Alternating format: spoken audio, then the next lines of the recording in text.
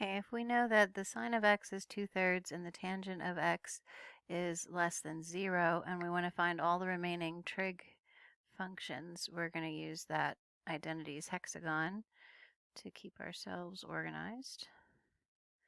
And the tangent goes in the leftmost corner, and then our quotient identity, sine divided by cosine. Then opposite the cosine will be its reciprocal secant. Opposite sine is its reciprocal cosecant. Opposite tangent is its reciprocal cotangent. And in the center, we put a 1. Then we can go ahead and add 2/3 for the sine, since that was given, and use our reciprocal identity to get the cosecant. So that's going to be 3/2 by taking the reciprocal. And we can use the Pythagorean identity here, where sine squared plus cosine squared is equal to 1. So sine squared x plus cosine squared x equals 1. And in place of the sine squared, we'll put our 2/3 and square that. And then, see, 2/3 times 2/3 is 4/9. We need to subtract that to the other side. So cosine squared x is equal to 1 minus 4/9. And to subtract, we'll need a common denominator. So we'll make that 1 into a 9/9. That way we can subtract the numerators. And cosine squared x is 5/9. Then we'll square root both sides. And the cosine of x is plus or minus the square root of 5/9. Not 9, 3. Square root of 9 is 3. So plus or minus square root of 5/3. To decide if it's the positive or the negative that we want to keep, we're going to go back up to our given information that tells us that the sine is positive, but the tangent is negative. And the acronym all students take calculus, that reminds us that all trig functions are positive in quadrant 1. That can't be what we want because tangent should be negative. Quadrant 2, S stands for sine and its reciprocal cosecant. Those are positive in quadrant 2, and that matches our given information where sine is a positive 2/3.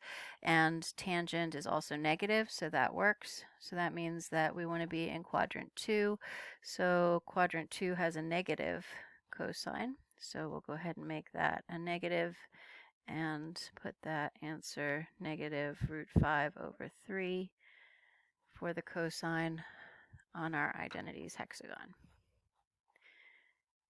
Okay, then to find the cotangent, we can use a product identity because the left and right vertex is always the product of the center. So that tells us that the cotangent is equal to the product of the cosine and the cosecant.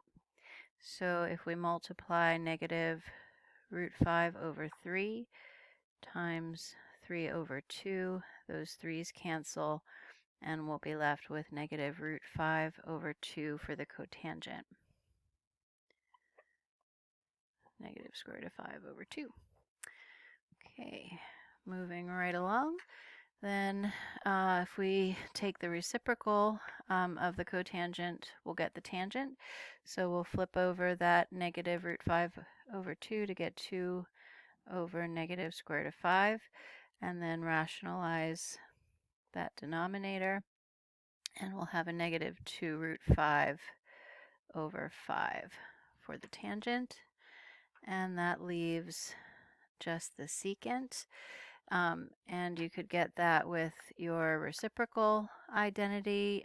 You could also do a product identity, which I think is what I'll do.